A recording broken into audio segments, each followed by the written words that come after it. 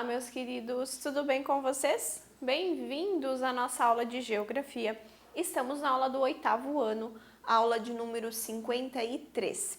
Eu sou a professora Flaviane e não deixem de ter em mãos os seus materiais.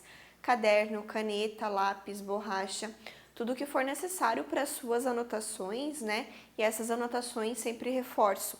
Auxiliam vocês no processo de fixar o conteúdo a partir do momento que vocês sentam, escrevem. Isso ajuda na absorção, na compreensão do conteúdo e também a responder as atividades ao final da aula. Então não deixem de ter em mãos os materiais. E hoje nós vamos começar a conversar um pouco acerca da temática recursos naturais, tá? Dentro do continente americano, então nós vamos conversar sobre isso. Vão ser algumas aulas, tá? Referente ao assunto, então hoje é a nossa primeira, com o objetivo de reconhecer a geomorfologia do continente americano e sua atuação sobre os recursos minerais que tem na região. Então a gente vai conhecer um pouco em relação à geomorfologia e como isso impacta, né, na geração de recursos naturais. O território americano, então, ele é rico em recursos naturais, então tem bastante, né, dentro do território. O que é recurso natural? São considerados, então, recursos naturais tudo aquilo que é necessário ao homem e que se encontra na natureza. Dentre os quais, então, o que a gente pode citar como recurso natural?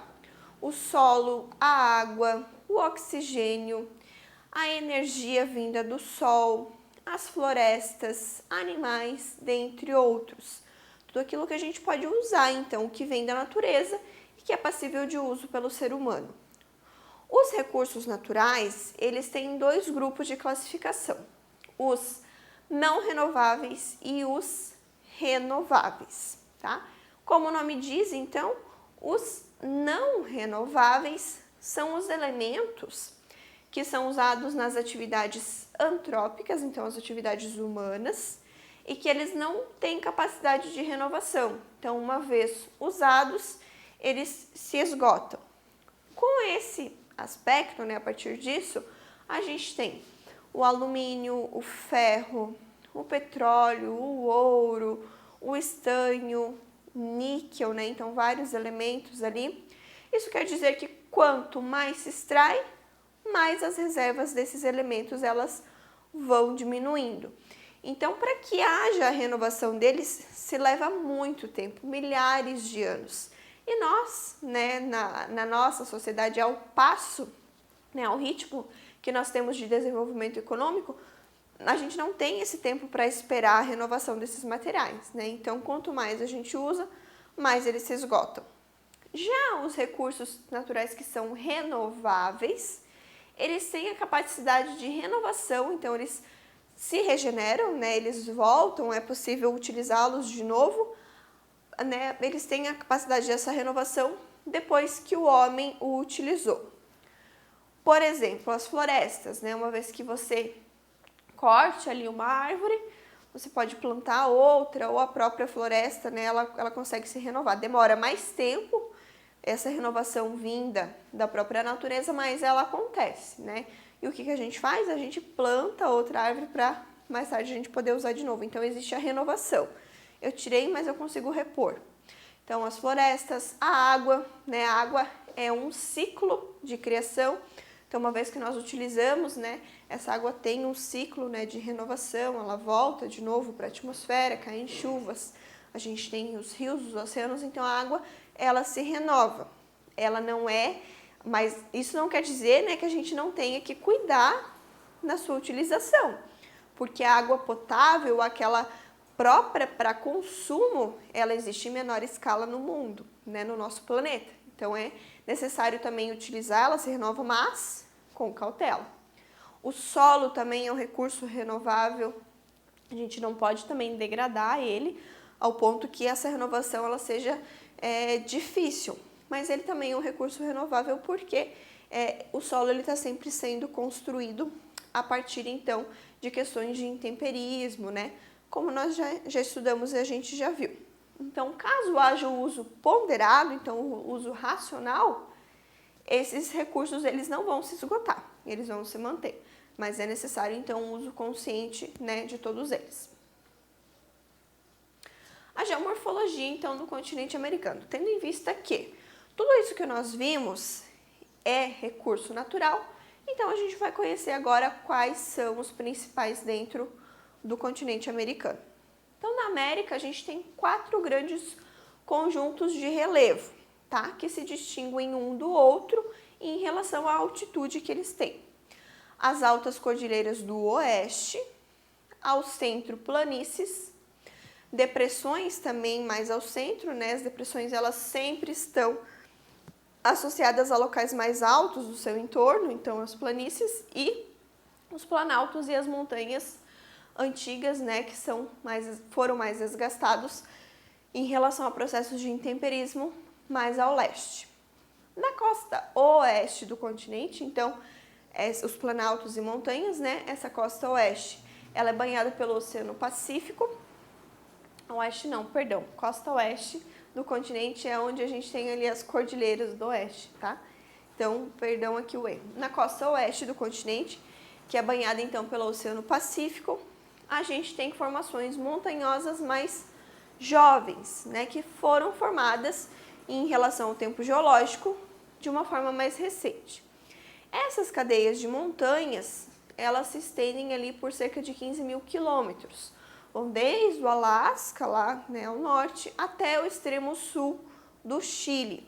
E ao longo dos locais em que essa cadeia de montanha ela passa, ela tem denominações distintas, né, dominações locais, tá? Então é aqui, ó, essa cadeia de montanhas aqui. Então vai desde o extremo norte até o extremo sul, ok? Então no Canadá e nos Estados Unidos, aqui na porção norte, recebe o nome de Montanhas Rochosas. Sierra Madre, né, ou Serra Madre, aqui em solo mexicano. E a gente vai ter, então, Cordilheira dos Andes na América do Sul. Aqui a gente tem a Cordilheira dos Andes. Essas montanhas apresentam grandes altitudes, então são pontos elevados. Suas acentuadas declividades e frio intenso inibem a ocupação humana. Então, por se tratar de pontos extremamente altos, né, nos seus topos ali, é dificultosa, então, a ação humana, né, a ocupação humana, tá? Então, existe, né, ocupação ao entorno delas, mas ali no seu topo, ali, isso é dificultado pela presença do frio, da neve e pela altitude mesmo, tá? Então, vou só voltando aqui, ó. Então, a gente tem no oeste, né, que são essas cadeias de montanha, mas ao centro, aqui, a gente vai ter as planícies e planaltos, né, ó, planícies centrais, né, e depressões, planícies no centro e depressões também aqui no centro, ó, e no litoral aqui a gente vai ter então os planaltos e montanhas desgastadas aqui no leste, que é mais banhado aqui é o Oceano Atlântico, tá? E aqui na legenda a gente tem essa correlação em relação às altitudes, né? Pontos mais altos, mais escuros e mais baixos, mais claros. Então, tanto na costa do Atlântico quanto na costa do Pacífico, a gente tem as chamadas planícies litorâneas ou então costeiras, que são formadas a partir da deposição de sedimentos marinhos ou fluviais, né, vindos de rios. Na costa oeste, aqui, elas são estreitas, enquanto na costa leste, elas são mais amplas. Tanto é que o que se destaca aqui na costa oeste são os pontos mais altos das cordilheiras, né? Essas planícies aqui bem próximas ao mar, elas são mais estreitas. Com isso, então, como a gente viu essa questão geológica, né, essa formação de planícies, planaltos, áreas mais altas, mais baixas, áreas mais antigas e mais recentes, né, essa formação geomorfológica que a gente tem aqui, a partir disso a gente tem questões de exploração mineral, né? Então, a formação geológica do continente americano, ela propicia a exploração dos recursos minerais. Jazidas minerais e de combustíveis fósseis, que são encontradas então no continente americano, se encontram espalhadas então em uma área costeira com importantes zonas pesqueiras, tá? Na América anglo-saxônica, então lembrem o que é a América anglo-saxônica? É a América do Norte, né? Estados Unidos e Canadá, a América que fala o inglês. A presença de jazidas, né, principalmente de petróleo, carvão, ferro, urânio, gás natural, né? Normalmente ali, ó, petróleo, gás natural está sempre associado, né? Então, tudo isso associado à disponibilidade de capitais, então de investimento, de dinheiro, para a extração desses recursos, possibilitou o desenvolvimento de uma grande e diversificada quantidade de indústrias, né? Então, a partir da exploração desses recursos, né, a possibilidade de exploração, indústrias foram surgindo, então, nessas regiões, né, anglo-saxônicas. Então, aqui no mapa, a gente tem a questão dos recursos minerais presentes, então, em território americano. Então, aqui a gente, na legenda, nós temos os tipos, né, de recursos utilizados, ó. Petróleo vai ser essa torre aqui, ó, a gente tem no litoral do Brasil aqui e nos Estados Unidos, aqui, ó, Estados Unidos e Canadá. A gente consegue encontrar não só no litoral, mas mais no interior aqui dessa região da América do Norte é possível encontrar poços de petróleo. Aqui no Brasil é restrito então ao litoral. Depois a gente tem jazidas de carvão, ó, no Brasil, aqui também, aqui no sul do Brasil, e no interior também aqui dos Estados Unidos e Canadá a gente consegue encontrar as jazidas de carvão. Normalmente elas estão próximas ou associadas à questão do petróleo, né? E outros tipos aqui de minerais, aí vocês podem dar uma olhadinha certinho no mapa ali que ele mostra o que a gente tem certinho em cada região.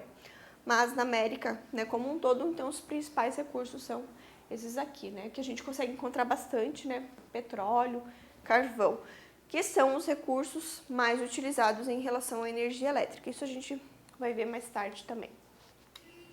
Então, os Estados Unidos e Canadá empregam modernas técnicas para a extração desses minérios.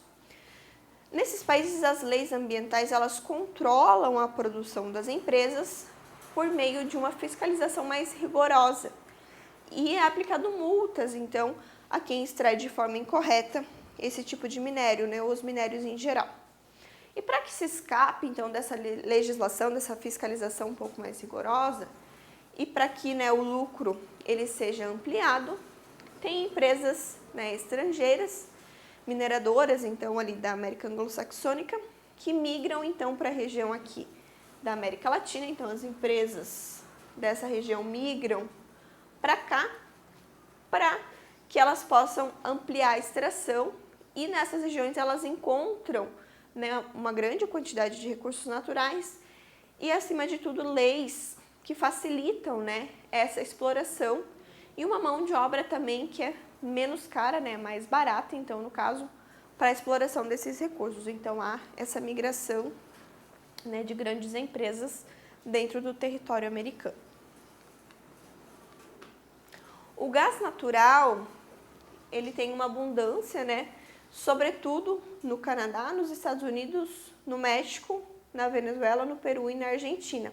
Então, lembrem que eu comentei com vocês que o gás natural ele está bastante vinculado, né, à questão do carvão e do petróleo, tá? Então, onde tem um, provavelmente vai ter o outro, né? Eles se complementam ali. Além disso, há grandes jazidas de carvão mineral, principalmente a hulha. É um tipo de carvão, ó, é uma variedade do carvão mineral que vai ter mais carbono na sua composição. Aí ele vai ficar assim, ó, ele tem esse aspecto assim, ó, a hulha, tá? Então é diferente dos outros carvões, ele fica mais denso, assim, ele tem um aspecto mais de rocha mesmo. Então há uma grande quantidade desse tipo de carvão aqui nos Estados Unidos e outros tipos de reserva, né, reservas mais secundárias no Canadá, México, Colômbia, Chile, Brasil e Argentina. Também a gente consegue encontrar essa qualidade de carvão. Os principais recursos minerais da América são o zinco, que são extraídos em numerosos centros no Canadá. Então, aqui, ó, zinco aqui em cima, na região do Canadá. cobre, chumbo, ferro, estanho. Os principais produtores são os Estados Unidos, Canadá, México, Peru, Bolívia e Argentina, né? Que eles estão aqui, ó, classificados no mapa também quanto à sua localização. O México se destaca pelas reservas de prata, o Brasil e o Peru em relação a reservas de ferro, e o Chile pelo cobre e a Bolívia pelo estanho, tá? Então, essa distribuição de recursos ao longo do continente, como a gente consegue, né, constatar aqui, é uma diversificada, né, gama de minerais que são encontrados no continente como um todo. Isso facilita, então, questões industriais, né, exploração comercial. Então, em relação a essa aula, seria isso, pessoal. Então, vimos, né, essa questão geomorfológica e como isso facilita, então, a exploração desse tipo de recurso aqui. Uma coisa, né, está relacionada à outra. Não deixem de fazer as suas atividades do tópico dessa aula e nos vemos na próxima. Então, tchau, tchau!